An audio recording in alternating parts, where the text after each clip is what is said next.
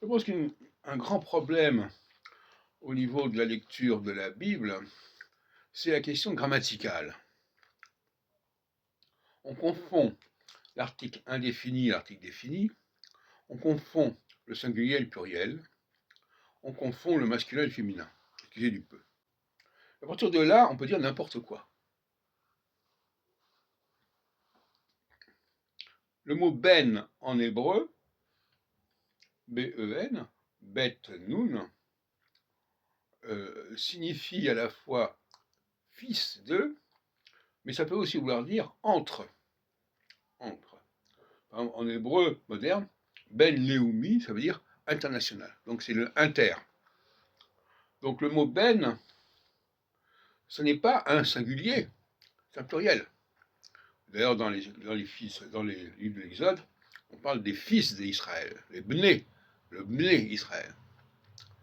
C'est-à-dire quelqu'un qui fait partie de cette mouvance qui s'appelle les Israélites, par exemple. Et, par conséquent, dans la Trinité, quand on dit le Père, le Fils, il y a deux erreurs. Parce que le Père, c'est un pluriel, et le Fils, c'est un pluriel. Elohim, c'est un pluriel.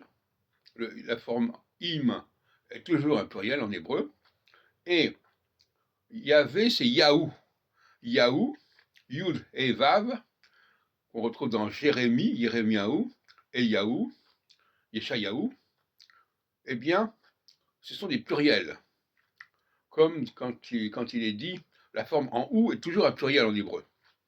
Et quand, à un moment donné, je crois que c'est dans le Jardin d'Éden, il est dit à un moment donné que Elohim ne veut pas que Adam devienne comme l'un de nous, mais nous, c'est un pluriel. Et d'ailleurs, c'est intéressant parce que c'est un point commun avec le français.